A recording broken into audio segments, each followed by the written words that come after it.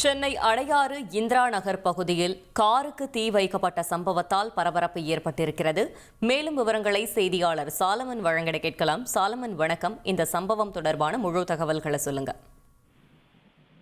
அடையாறு இந்திரா நகர் பகுதியில வசித்து வரக்கூடியவர் சிவபிரசாத்.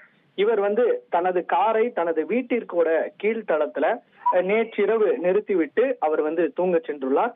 இந்த நிலையில நள்ளிரவு 2 மணி அளவுல இவர் நிறுத்தி வைத்திருந்த காரில் இருந்து தீப்பற்றி எரிவதாக அருகில் இருக்கக்கூடிய பொதுமக்கள் அளித்த தகவலின் பேர்ல உடனடியாக சிவபிரசாத் கீழே இறங்கி எரிந்து கொண்டிருந்த தீயை தண்ணீர் ஊற்றி அணைத்தார்.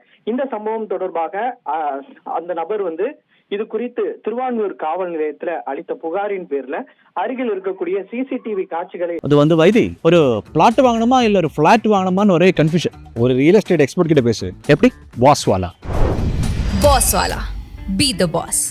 ஆய்வு செய்த போது இந்த தீயை பற்ற வைத்த நபர் மூர்த்தி என்பது தெரிய வந்திருக்கிறது. இவரது சிவபிரசாத் வீட்டருகே குடியிருப்பதும் தெரிய வந்திருக்குது.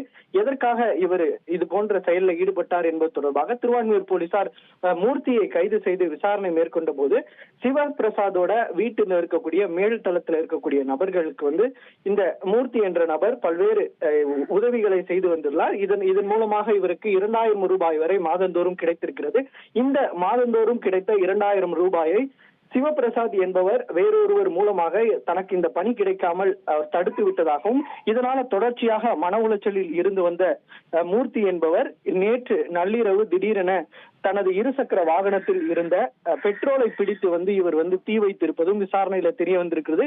இந்த விசாரணை மூலமாக தற்போது அடுத்த கட்டமாக அவரிடம் வேறு ஏதேனும் பிரச்சனை உள்ளதா என்ற கோணத்துல திருவான்மியூர் போலீசார் அவரை கைது செய்து விசாரணை மேற்கொண்டு வருகின்றனர். தகவல்களுக்கு நன்றி சாலமன்.